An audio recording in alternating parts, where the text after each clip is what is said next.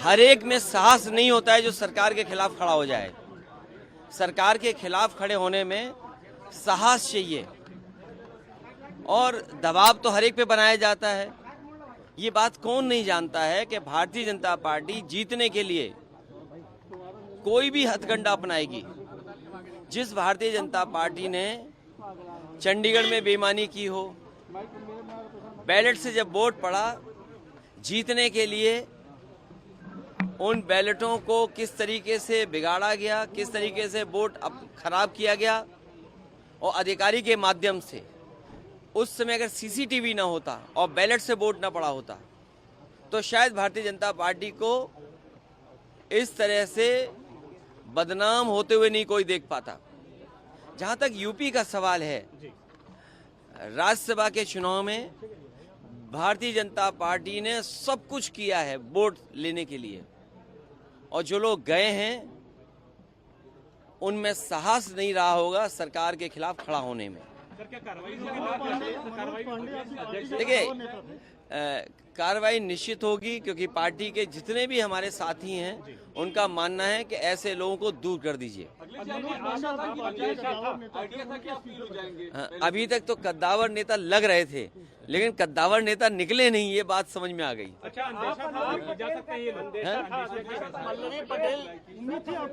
देखिए, मैंने आपसे कहा कि सरकार के खिलाफ वोट डालने में साहस की जरूरत है, साहस की जरूरत है। पल्लवी पटेल भी नाराज, अब वो नहीं दिया होगा वोट, अभी तक नहीं आई है तो वो जाने, क्योंकि उनकी वे क्या बोला था अभी आपने, अंतरात्मा से। तो मैं किसी की अंतरात्मा के बारे में नहीं जानता हूँ, मेरी अंतरात्मा के बारे में किसी के नहीं मैं जानता हूँ। कोई बात नहीं, जब जो भोज में नहीं आए, चर्चाएं आपके माध्यम से भी थी, चर्चाएं और तरह से भी थी। अब उन बातों को आप बेहतर समझते होंगे कि कोई क्यों चला गया, किसी को सिक्योरिटी की जरूरत रही होगी, किसी को धमकाया गया होगा कि आपके मुकदमे पुराने हैं, आपका इतना रिकॉर्ड अच्छा नहीं है, आपको ये लाभ दे दिया जाएगा। सुनने में तो बहुत कुछ चीजें आ रही हैं, सुनने में तो पैकेज के बारे में भी आ रही हैं। वो बात समझ में नहीं आ रही कि वो पैकेज छोटा था कि पैकेज बड़ा था। अगर आपको समझ में आ रहा हो तो मुझे जरूर जानकारी देना। उनके बारे में, किसके बारे में क्या कहें, किसके बारे में हम क्या कहें। आपने बात लोकसभा चुनाव से बात की थी, राजा भैया से बात की गई थी, आपके यहाँ से आप प्रदेश अध्यक्ष ने बात। देखिए, कई बार कुछ लोग, कुछ होता है खबरों में रहने के लिए। देखिए, लोकसभा चुनाव जो उत्तर प्रदेश का होने जा रहा है, वो उत्तर प्रदेश की जनता देख रही है। क्या वो नौजवान जो दौड़ाए जा रहे हैं, जिन पे लाठी पड़ रही है, क्या वो भूल जाएंगे भारतीय जनता पार्टी को? जो लाखों लाख नौजवान परीक्षा दे करके घर लौटा, किराया कहाँ से लाया था, खाने पीने का इंतजाम क्या किया था, कैसे वो रहे थे, कैसे परीक्षा लिखी, और उसके बाद पेपर आउट हो गया, लीक हो गया पेपर, सरकार ने लीक कराया। और सरकार, मैंने पहले भी कहा, फिर कहता हूँ, सरकार ने अगर पहले ही जब लीक हुई थी परीक्षा, उसी समय ठोस कदम उठाए होते तो शायद नौजवानों को इस तरह के दिन नहीं देखने पड़ते। क्या इलाहाबाद में नौजवानों पे लाठी नहीं चली? 69,000 के नौजवान जाने कितने दिन से बैठे हैं, अपना आरक्षण मांग रहे हो, अपने साथ न्याय हो जाए उनके साथ, कितने सालों से इंतजार कर रहे हैं। यहीं पर लखनऊ में आप बुलडोजर लेकर के गरीबों का घर उजाड़ रहे हैं। ये लोग जो जब क्षेत्र जाएंगे तो शायद जनता का कैसे फेस करेंगे, हम ही लोगों को नहीं फेस कर पा रहे। सर, आज का कोई असर लोकसभा चुनाव पड़ेगा क्या सर? इसका असर कोई नहीं पड़ेगा। समाजवादी पार्टी और मजबूत होगी, समाजवादी पार्टी और मजबूत दिखाई देगी। हमारी लड़ाई और मजबूत दिखाई देगी। देखिए, रणनीति नहीं होती है, सरकार का दबाव इतना होता है। क्या करोगे आप सरकार के सामने? सरकार के सामने क्या करोगे आप?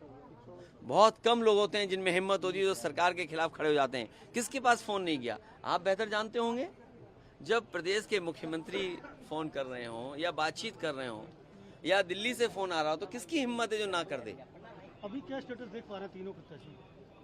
उम्मीद है समाजवादी पार्टी को भी अंतरात्मा पे लोगों ने वोट दिया होगा। आप लोगों को वोट मिला होगा सर? आप लोगों ने भी अप्रोच किया था? नहीं, हमने किसी से अप्रोच नहीं किया है। ये हमारे काम करने का तरीका नहीं कि अप्रोच करें। अच्छा, हम पे देने को क्या है भाई? हम पे देने को क्या है जो हम किसी पे अप्रोच करें? और जो आएगा वो कुछ लेना चाहेगा। अच्छा, अगर मनोज पांडे की ज्यादा आपके लिए धक्का लगा? अब ये दोनों गए तो मुझे क्या पता है दोनों क्यों गए हैं। ऐसा तो नहीं कि दोनों का हेडक्वार्टर एक ही रहा हो। ओम प्रकाश राजभर जी के 2 विधायक साथ में नहीं आए। भाई मैं नहीं जानता हूँ कौन कहाँ गया है। अब जब आप ही कह रहे हो कि सब अंतरात्मा में चल रहा है तो अंतरात्मा से ही फैसला ले रहे होंगे। लेकिन जनता देख रही है, जनता देख रही है। मैंने आपको पहले भी गणित समझाया था। लगभग 60 लाख बच्चे जो घर चले गए जिनका पेपर लीक हुआ, 60 लाख को अगर हम मल्टीप्लाई करें उनके माँ बाप को जोड़ करके तो 1 करोड़ 80 लाख होते हैं। और 1 करोड़ 80 लाख को अगर हम 80 से डिवाइड कर दें तो लगभग 2,25,000 वोट हर लोकसभा में भारतीय जनता पार्टी का कम हुआ है।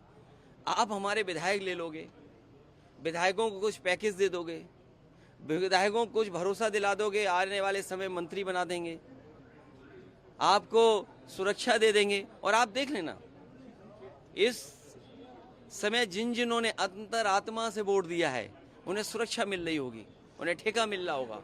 पैकेज तो दिखता नहीं है। कई बार कुछ ऐसे पैकेज होते हैं जो दिखते नहीं हैं। वो पैकेज कैसे पता लगेगा? सर क्या स्वामी साहब मौर्य का नुकसान हुआ आप लोगों के साथ उनके बयान होगा? देखिए, अब हम लोग लोकसभा चुनाव में जा रहे हैं। देखिए, ये लोकसभा से पहले की लड़ाई थी। अब लोकसभा में जा रहे हैं जनता के बीच में, और जनता सब देख रही है। इसलिए मैंने कहा कि 2,25,000 वोट तो इनके पेपर लीक से चला गया। ये क्या मुंह लेकर के जाएंगे जनता के सामने? और सोचो, अग्निवीर जैसी नौकरी कौन स्वीकार करेगा? नौजवान, आपकी जो पक्की नौकरी थी वो नहीं दे पा रही सरकार। तो सरकार अगर पैसे से डरा के, धमका के, एजेंसियों के माध्यम से वोट तो ले सकती है। गिनती वाले चुनाव में तो जीत सकते हैं, लेकिन जनता वाले चुनाव में भारतीय जनता पार्टी नहीं जीत पाएगी। अखिलेश जी वो लोग कह रहे हैं कि राम और सनातन के नाम पर गए हैं कि आपके यहाँ जय श्री राम कहने पर आप लोगों को इतराज होता था, श्री राम मंदिर नहीं, ये भी बात ऐसी है जो गलत है।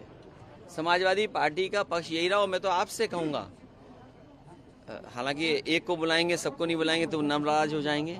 मैं तो हमारे इनसे कहूंगा कि भगवान शिव का, मैंने कहा कि भगवान शिव का दर्शन करने के बाद जाएंगे। आप भी आना उस मंदिर में दर्शन करने।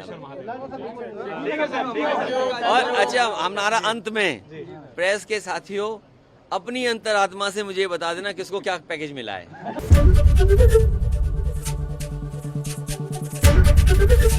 एबीपी गंगा, खबर आपकी, जुबान आपकी।